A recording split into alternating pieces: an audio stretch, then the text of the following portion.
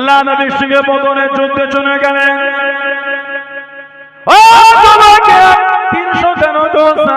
মাত্র দুটি ঘোড়া, একটা ঘোড়া বিড়ে হযরত জুবাইর ইবনুল আওয়াম রাদিয়াল্লাহু তাআলা আনহু হলদে পাগড়ি মাথায় দিয়ে যুদ্ধখানা চালিয়ে যায়, যুদ্ধখানা করে যায়। আল্লাহ নবী জানিয়ে দিয়েন, আল্লাহ নবী শুনিয়ে দিয়েন, ও বাবা জুবাইর রাদিয়াল্লাহু তাআলা আনহু হলদে পাগড়ি পরছো বাবা, হলদে পাগড়ি পরছো বাবা। আল্লাহ পাকের দরবারে এতটা পছন্দ হয়ে গেল, এতটা কবুল হয়ে গেল। আল্লাহ রাব্বুল আলামিন বদরের জমিনে তত ফেরেশতা পাঠিয়েছেন বাবা, তত ফেরেশতা এসেছে বাবা। সবার মাথায় হলদে পাগড়ি পরে এসেছে। ও বাবা জুবাইর, তোমার ভঙ্গিমায়, তোমার ভঙ্গিমায় আল্লাহ পাকের ফেরেশতারা নাযিল হয়েছে। জোরে বলুন সুবহান, আর একটু জোরে বলুন সুবহান। তুমি যেমন সেজেছো ঠিক তোমার মতন সেজে ফেরেশতারা দুনিয়ায় এসেছে। জোরে বলবেন না? সব ফেরেশতারা মাথায় হলদে পাগড়ি পরেছিল। নবী বললেন, জুবাইর তুমি হলদে পাগড়ি পরেছো, আল্লাহ যত ফেরেশতা বদরে পাঠিয়েছে তোমার মতন হলদে পাগড়ি পরিয়েই পাঠিয়েছে। এত ক্ষমতা আল্লাহ দিয়েছিলেন, একদিকে উনি, একদিকে 1000। আল্লাহ পাক উনাকে একাই জয়ী করে দিলেন। উনি 1000-এর সাথে উনি একাই লড়াই করতেন। জোরে বলবেন না সুবহানাল্লাহ। যাতে নবী পাক সাল্লাল্লাহু আলাইহি ওয়াসাল্লাম বদরের জমিনে আছেন। আমার নবী পাকের দুই পাশে, এক পাশে হযরত জিবরাইল আলাইহিস সালাম, এক পাশে মিকাইল আলাইহিস সালাম। এই দুজনে সাদা জামা পরে নবী পাকের দুই দিকে দাঁড়িয়ে নবী পাকের হয়ে যুদ্ধ করেছিলেন।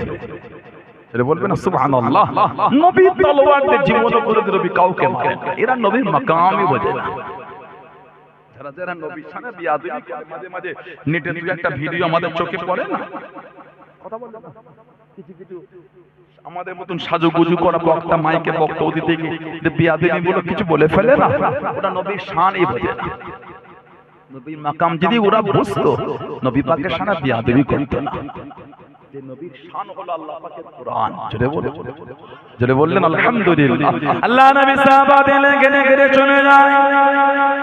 ও তোমাকে আল্লাহ নবী সাহাবাদের টুকটুক করে আগিয়ে যায়। আল্লাহ নবীর পিছন দিকে সাহাবারা থাকতেন, আল্লাহ নবীর ডান দিকে সাহাবারা থাকতেন, আল্লাহ নবীর বাম দিকে সাহাবারা থাকতেন।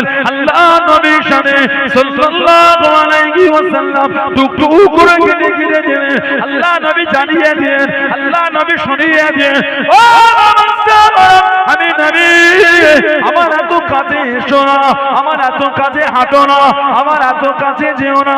আমি নবী, আমার থেকে দূরে চলে যাও, আমার থেকে দূরে চলে যাও, আমার এত কাছে এসো না, আমার এত কাছে যেও না।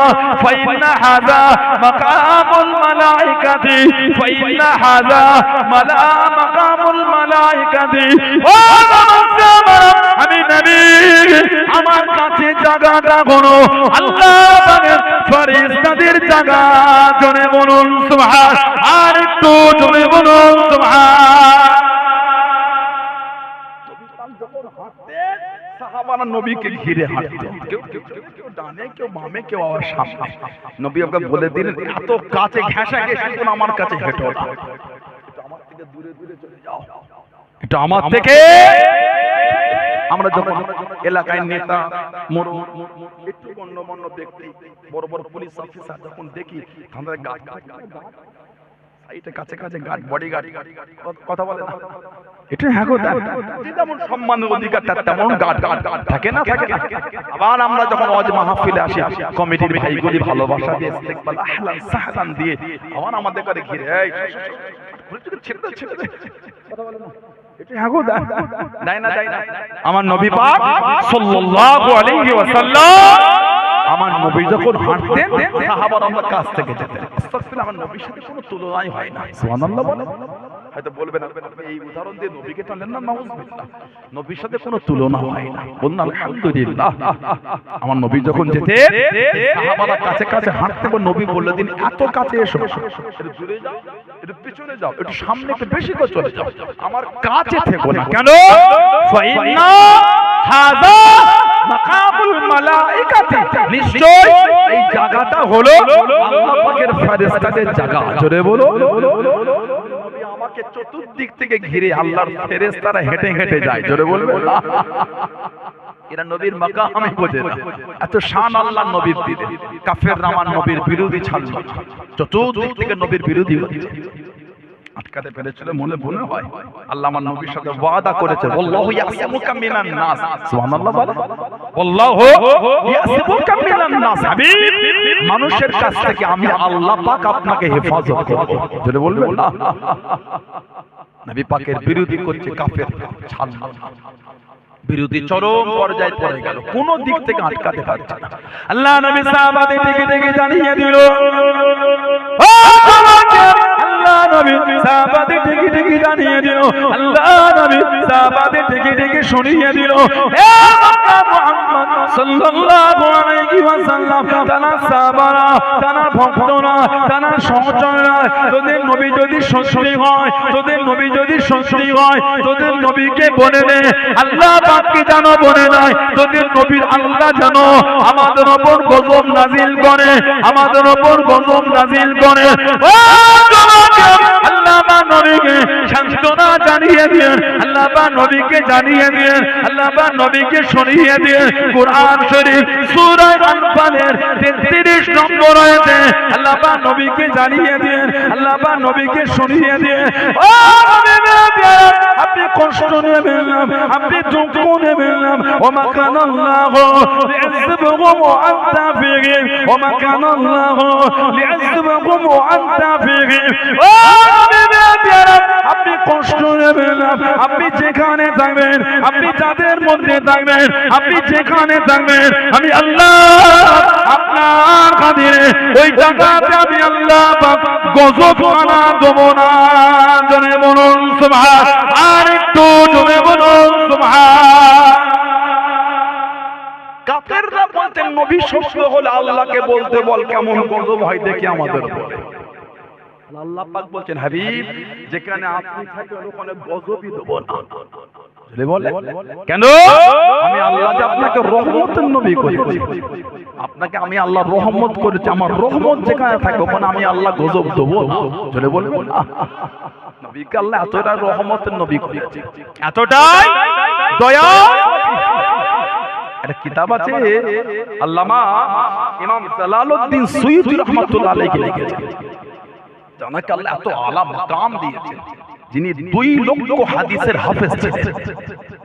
আল্লাহ বলবেন না, 2 লক্ষ হাদিস, শুধু হাদিস শরীফ মুখস্থ না, কে কার থেকে হাদিসটা বর্ণনা করেছে এটাকে বলা হয় হাদিসের সিলসিলা, সনদ।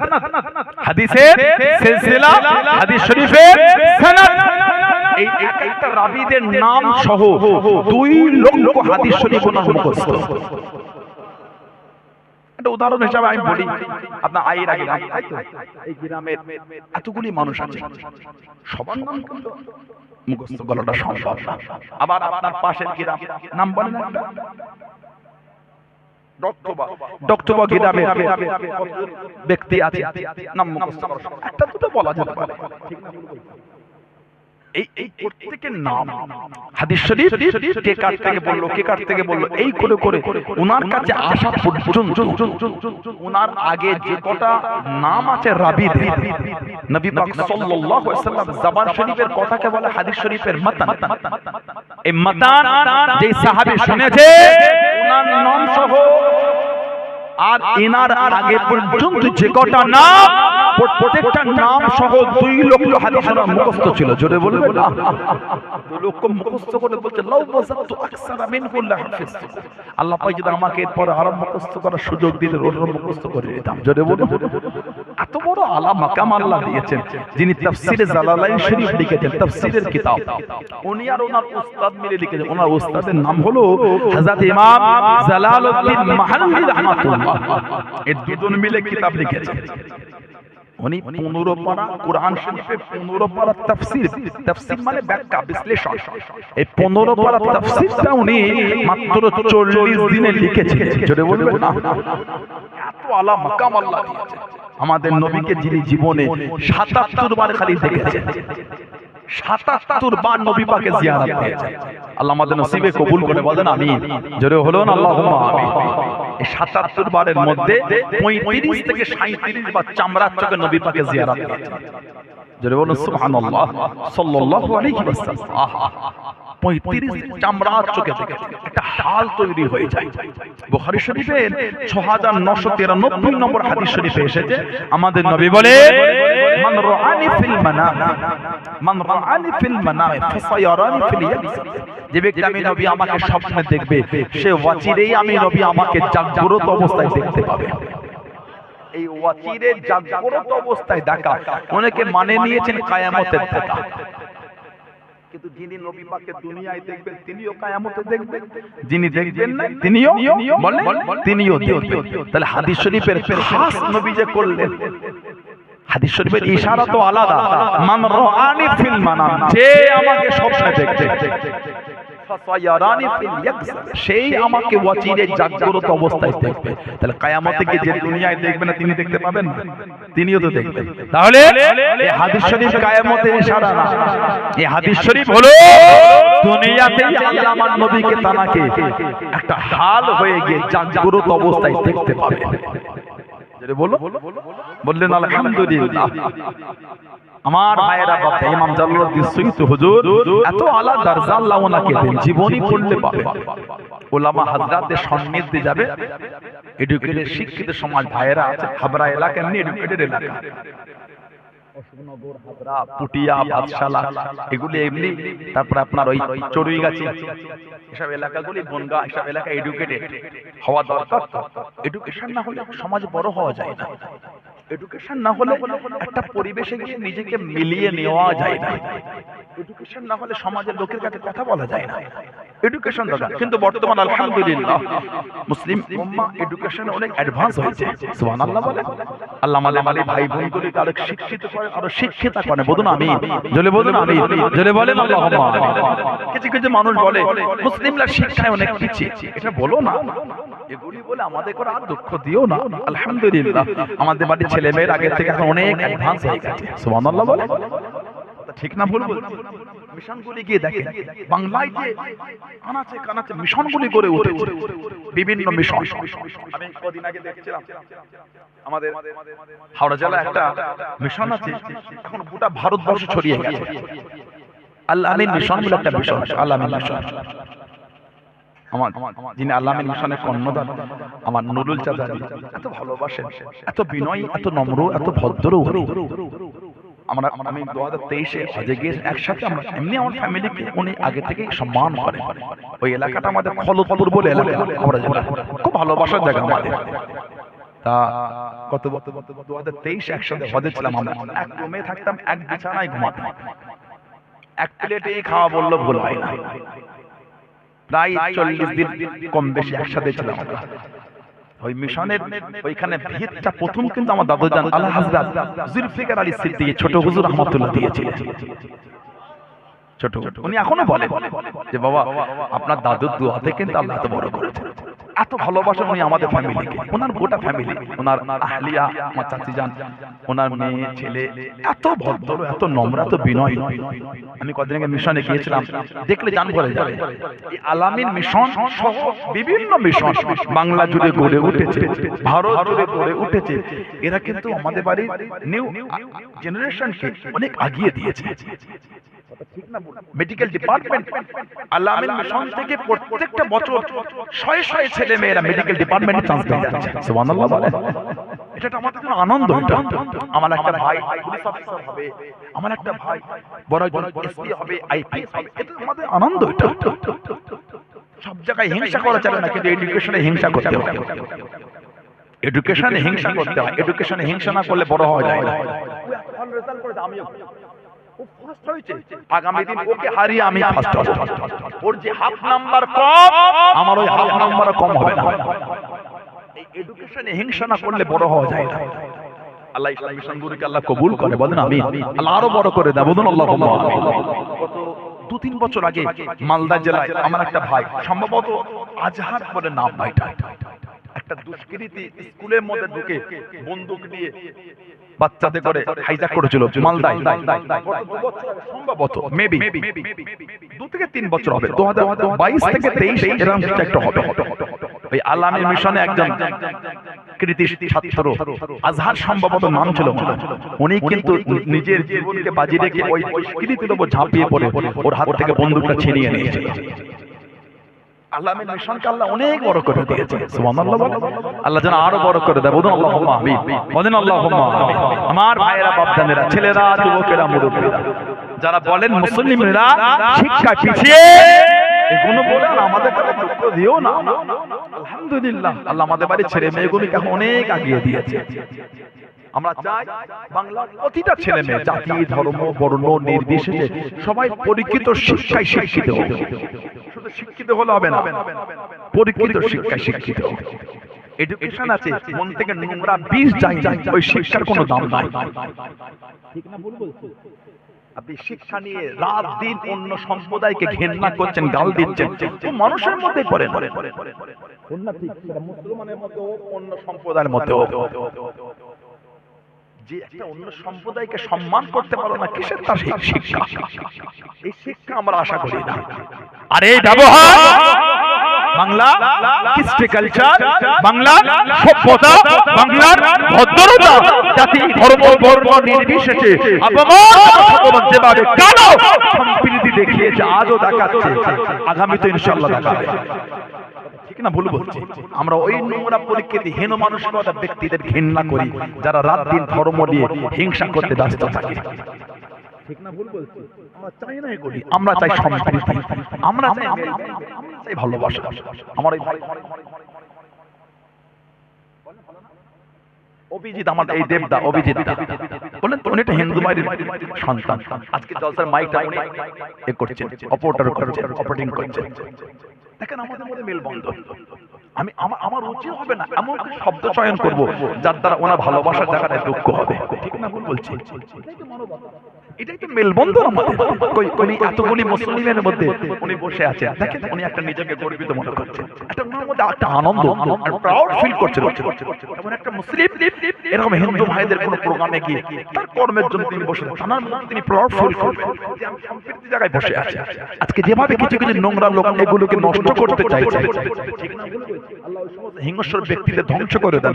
আল্লাহ কালো যেমন এই বাংলায় এই ভারতের সংস্কৃতিকে জিন্দা রেখেছিলেন, আল্লাহ যেমন আজও জিন্দা রেখেছে। আল্লাহ আপনাকে দোয়া চাই, আগামী দিন যেন আমরা সবাই কাঁধে কাঁধ মিলিয়ে সম্প্রীতি নিয়ে আমরা যেন এগিয়ে যেতে পারি। বলুন আমিন, বলেন আল্লাহুম্মা আমিন, জোরে বলুন আল্লাহুম্মা আমিন।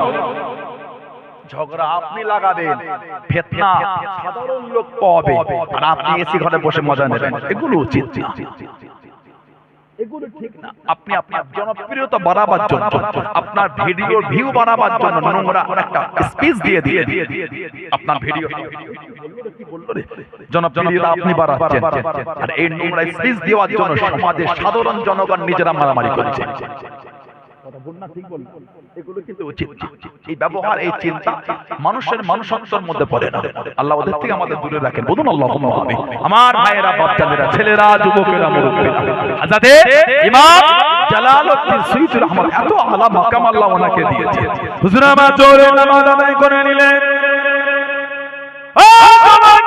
আল্লাহর ওলি হযরত ইমাম জালালউদ্দিন সুয়ুতী রহমাতুল্লাহ আলাইহি জোরে নামাজটা আদায় করে হুজুর আমার খাদেমকে ডাক দিয়ে দিলেন, ও বাবা বলেন এদিকে আসো বাবা। হুজুরের কাছে গেলেন, হুজু আছে বাবা, হুজুর আমার হুজু নাই, হুজুরটা বানিয়ে আসো।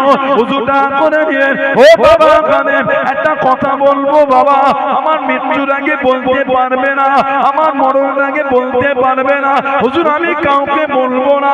আজকে আসরের নামাজ আল্লাহর কাবা শরীফে গিয়ে আদায় করবো, তুমি কি আমার সঙ্গে যাবে বাবা? তুমি কি আমার সঙ্গী হবে বাবা? হুজুর আপনার সাথে যাবো। ও বাবাকে আল্লাহর ওলি হযরত ইমাম জালালউদ্দিন সুয়ুতী রাহমাতুল্লাহ আলাইহি হুজুর আমার খাদেমকে হুকুম দিলেন, আমার হাতটাকে ধরো বাবা। হুজুরের হাতটাকে ধরে নিলেন, চোখ দুটি বন্ধ করো, চোখ দুটি বন্ধ করে নিলেন। ও বাবা খাদেম আমি জালালউদ্দিন রাহমাতুল্লাহ আলাইহি আমার সাথে সাথে 27 কদম হেঁটে হেঁটে চলো, 27 কদম হেঁটে হেঁটে চলো, 27 কদম হেঁটে হেঁটে গেলেন। ও বাবা খাদেম চোখ দুটি কোনো বাবা, চোখ দুটি খুলে দেখেছেন আল্লাহ পাকের কাবা শরীফের সামনে দাঁড়িয়ে আছেন। জোরে বলুন সুবহান, আর একটু জোরে বলুন সুবহান। আল্লাহ পাকের কাবা শরীফ তওয়াফ করে নিয়ে আমি জমজমটা পান করে নিয়ে আল্লাহ পাকের কাবা শরীফের সামনে আসরের নামাজটা আদায় করলেন। ও বাবা খাদেম চতুর্দিকে ঘুরে ঘুরে যাব, আমাদের এলাকার কত মানুষ, কত পরিচিত ব্যক্তি, তাদের সাথে যাবে না আমার সাথে যাবে। হুজুর আপনার সঙ্গে যাব। আল্লাহর ওলি হযরত ইমাম জালালউদ্দিন সুয়ুতী রাহমাতুল্লাহ জানিয়ে দিয়ে, ও বাবা খাদেম আমার হাতটাকে ধরো বাবা। হুজুরের হাতটাকে ধরে আমি জালালউদ্দিন আমার সাথে সাথে 7 কদম হেঁটে হেঁটে চলো, 7 কদম হেঁটে হেঁটে গেলেন। চোখ দুটি খোলো বাবা, চোখ দুটি খুলে দেখেছিলেন যেখানকার মানুষ বাড়িতে দাঁড়িয়ে আছেন। জোরে বলুন সুবহান, আর একটু জোরে বলুন সুবহান। 27 কদম হেঁটে গেছেন, কাবা শরীফের সামনে চলে গেছেন। জোরে বলুন, জোরে বলা গেল না? 7 কদম হেঁটে এসেছেন, বাড়ির লোক বাড়িতেই দাঁড়িয়ে আছে। জোরে বলা গেল না? আমার নবীকে জীবনে 77 বার খালি দেখেছে। বলুন সুবহানাল্লাহ। উনি একটা কিতাব লিখেছেন আল ইতকান ফি উলুমিল কুরআন, কোন আয়াত শরীফ কেন নাযিল আল্লাহ করলেন। কোরআন শরীফে যে 6666টা আয়াত, 114 খানা সূরা, এর নাযিলের পিছনে একটা কারণ আছে, ওটাকে বলা হয় ইহসানে নজুল, সাবাবে আয়াতে নজুল। আয়াতটা কেন নাযিল হলো, সূরাটা কেন নাযিল হলো? তবে কোরআন শরীফের বেশিরভাগ সূরা আয়াত আল্লাহ পাক বান্দা বান্দিকে ভালোবেসে বিনা কারণে আল্লাহ দিয়েছেন। জোরে বলুন। তবে কিছু কিছু আয়াত সূরার কারণ আছে, তার মধ্যে সূরা আনফাল 33 নম্বর আয়াত। সাহাবাদের যখন কাফেররা বলতো নবী যদি সত্য হয় আল্লাহকে বলতে বল না, কেমন গজব তাই দেখি। আল্লাহ আমার নবীকে খুশি করার জন্য তখন ওই আয়াত দিয়ে বললেন, হাবিব যেখানে আপনি থাকবেন ওখানে আমি আল্লাহ গজব দেব না। কেন? আমি আল্লাহ যে আপনাকে রহমত করে দিয়েছি। নবীকে আল্লাহ এতটাই রহমত করেছে, এতটাই দয়া বানিয়েছে। আল্লাহ নবী সাহাবাদের নেওয়াজ করেন, ও তোমাকে আল্লাহ নবী সাহাবাদের নিয়ে বয়ান করেন। আল্লাহ নবী জানিয়ে দেন, আল্লাহ নবী শুনিয়ে দেন, ও সাহাবা দুনিয়া ধ্বংস হয়ে যাবে, দুনিয়া ফানা হয়ে যাবে, কিয়ামত শুরু হয়ে যাবে, দুনিয়া ধ্বংস হয়ে যাবে। আল্লাহ পাকের হুকুমে দুনিয়াটা ফানা হয়ে গেল। হযরত ইসরাফিল আলাইহিস সালাম, হযরত ইসরাফিল আলাইহিস সালাম সিংহার মধ্যে ফু দিয়ে দেবে, গোটা দুনিয়াটা ধ্বংস হয়ে যাবে। পাহাড় গড়ি তুলোর মতো উঠতে থাকবে, পাহাড় গড়ি তুলোর মতো উঠতে থাকবে। ও জমাকে আল্লাহ নবী জানিয়ে দেন, আল্লাহ নবী শুনিয়ে দেন, কিয়ামত হবার আগে আল্লাহ পাকের দরবারে ঈমান জিজ্ঞাসা করবে, ঈমান ফরিয়াদ কেন করবে। ও আল্লাহ পাক দুনিয়া ধ্বংস করে দেবেন, দুনিয়া ফানা করে দেবেন। আমি ঈমান, আমার জায়গাটা খোদা, আমার আশ্রয়খানা খোদা। আল্লাহ নবী জানিয়ে দেন, আল্লাহ নবী শুনিয়ে দেন। সাল্লাল্লাহু আলাইহি ওয়াসাল্লাম বুখারী শরীফের মধ্যে পাওয়া যায়, মুসলিম শরীফের মধ্যে পাওয়া যায়। আল্লাহ নবী জানিয়ে দেন, ইন্নাল ঈমানা লা ইয়ারুজু ইলাল মাদিনা মদিনাতে ঈমান আল্লাহ পাক মদিনা শরীফে ফিরিয়ে দেবেন কামা তারিজু হাইয়াতু ইলা গুজরিয়া কামা তারিজু হাইয়াতু ইলা গুজরিয়া সাপ যেমন তার গর্তে ফিরে যায় সাপ যেমন তার গর্তে চলে আসে ঈমান আল্লাহ পাক মদিনা শরীফে ফিরিয়ে দেবেন জোরে বলুন সুবহান আর একটু জোরে বলুন সুবহান কিয়ামতের আগে আমাদের এই ঈমানের হিফাজত হবে রাসূলুল্লাহর দরবার জোরে বলুন নবীর দরবার ধ্বংস হবে না আমার নবী বলেন মা বাইনা বাইতি ও মিম্বারি রাউদাতুম মির রিয়াদিল জান্নাত আমি নবী আমার ঘর আর আমার মিম্বার এর যে মধ্যখানের জায়গা এটা হলো আল্লাহ পাকের জান্নাতের বাগান সমূহের মধ্যে একটা বাগান জোরে বলুন জান্নাত ধ্বংস হবে না কিয়ামত যখন হবে আমার আল্লাহ পাক ওই জায়গাটাকে আল্লাহ পাকের হুকুম ওটা উঠিয়ে নেবেন ঈমান আমার নবী পাকের দরবারে হিফাজত ঈমান ধ্বংস হবে না জোরে বলুন কিয়ামতের আগে দাজ্জাল বার হবে কানা কাফির দাজ্জাল চোখ কটা কাফেরটা কোনো গাল না কাফের কোনো বলে কি গালি না কাফের হলো একটা চীনা সিম্বল হুজুরটার হাতে একটা ফোন আছে কি ফোন বলেন তো কি কোম্পানি কি কোম্পানি বলে অ্যাপল কি কোম্পানি ওই কামরানো দেখতে পাচ্ছেন কথা বলেন কোম্পানি অ্যাপল যদি হুজুরটা এটা চেপে আপনাকে জিজ্ঞাসা করতে বলতে পারতেন আইফোন ক্যামেরা থেকে বলবেন চায়না গুলোতে ভালো ডিজাইন করে ফেলছে পুরো অ্যাপল আইফোন নকল এখন কভার বার হয়েছে ক্যামেরা যাই থাক পিছনে ক্যামেরার স্টাইল সহ কভার পুরো একদম অ্যাপলের মতো একদম দেখে ধরতেও পারবে না ওপেন করে না ঘাঁটছে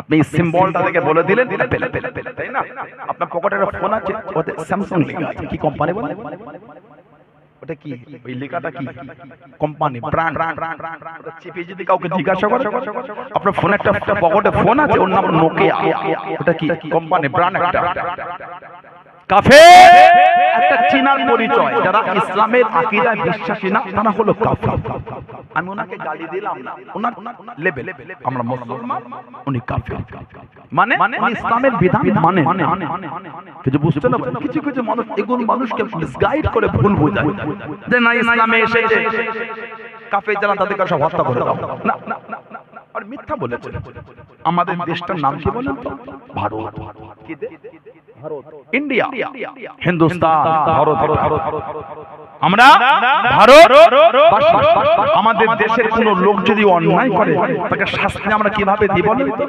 ভারতের সংবিধান ভারতের কনস্টিটিউশন ডক্টর ভীমরাও আম্বেদকর যে সংবিধান রচয়িতা করেছেন সংবিধান তিনি লিখেছেন ওই সংবিধানের যে ধারা আছে এই অন্যায় জন্য এই শাস্তি ওই সংবিধানকে প্রাধান্য দিয়ে শাস্তি ঠিক না অন্য কোন দেশের লোক যদি অন্যায় করে এই সংবিধান তার জন্য প্রযোজ্য হবে বলে মনে হয় কোরআন শরীফে যেখানে এই বিধান এসেছে ওটা হলো যেখানে ইসলামের আইন চলছে সেইখানের জন্য এই বিধান আমরা কি মুসলমান আমরা আমাদের ধর্মের নাম কি অনেক জায়গায় দেখেছি সরকারি কোন পেপারে কোন কলম ফিলআপ করতে ফর্ম ফিলআপ যখন করি সেখানে রিলিজিয়াস লেখা থাকে রিলিজিয়াস লেখা থাকে লেখা মুসলিম না মিথ্যা কথা আমাদের সম্প্রদায়ের নাম হলো ইসলাম ইসলাম ধর্মের অনুসারীকে বলা হয় মুসলমান আমাদের ধর্মের নাম হলো ইসলাম আল্লাহ পাক কোরআন শরীফে বলেছে ইন্না দীনা ইনদাল্লাহিল ইসলাম আমি আল্লাহ আমার তরফ থেকে মনোনীত ধর্মটা হলো ইসলাম বলুন সুবহানাল্লাহ আলহামদুলিল্লাহ আমাদের ধর্ম হলো ইসলাম ইসলাম ধর্মের অনুসারীকে বলা হয় মুসলমান সুবহানাল্লাহ বলুন আমাদের ধর্ম মুসলমান নয় ইসলামের অনুসারীকে বলা হয় মুসলমান যেখানে ইসলামের আইন চলে সেখানে কোরআন শরীফের ওই বিধান চুরি করলে কি হবে বলে চুরি আমরা ভারতবাসী আমরা চুরি করলে আমাদের হাত কাটা হয় শাস্তি দেওয়া হয় শাস্তি কি অনুযায়ী ওই ডক্টর ভীমরাও আম্বেদকর যে সংবিধান রচয়িতা করলেন ভারতের সংবিধান ভারতের কনস্টিটিউশন ওই অনুযায়ী শাস্তি দেওয়া হয় তা হাত কাটা হয় সেটা যেখানে ইসলামের আইন চলে সেইখানে কেউ অন্যায় করে ওই ইসলামের ওই বিধান অনুযায়ী শাস্তি দেওয়া হবে মানুষকে কেন মিসগাইড করে ডিপ্রেশনে ফেলে ফেলেছে? মিথ্যা মেসেজ দিয়ে সমাজে কিছু লাভ হবে না। মিথ্যা মেসেজ দিলে একদিন আপনি দেখবেন ওই নোংরা চিন্তার জন্য আপনি ওই নোংরা চিন্তার শিকার হয়ে যাচ্ছেন। আবু জেহেল গর্ত খুঁড়েছিল আমার নবীকে ফেলবে বলে, কে পড়েছিল বলে? হ্যাঁ, মানুষের জন্য যে খারাপ করতে চায় তার নিজেরই খারাপ হয়। মানুষের জন্য যে খারাপ করতে চায় তার বলে কি নিজেরই খারাপ হয়। অন্যের জন্য খারাপ ভাবতে না। আমার রাসূল বলেছে নিজের জন্য যেটা ভালো ভাবো সেটা অন্যের জন্য ভালো ভাবো। সুবহানাল্লাহ। নিজের জন্য যেটা খারাপ ভাবো অন্যের জন্য সেটা খারাপ ভাবো। সুবহানাল্লাহ বলে। এটা আমার ইসলামের বিধান। এটা হলো ইসলামের কি আইন। আমার মায়েরা, বাচ্চাদের, ছেলেরা, যুবকেরা, দাজ্জাল বার হবে, গোটা পৃথিবী ঘুরে ফেলবে। পৃথিবীর দুই জায়গায় যেতে পারে, একটা হচ্ছে মক্কা শরীফ আর একটা হলো মদিনা শরীফ। আল্লাহ পাকের তরফ থেকে বর্ডার হয়ে যাবে। সুবহানাল্লাহ বলবেন না? অটোমেটিক আল্লাহর তরফ থেকে গার্ড ঢুকতে পারবে। চোখ কটা?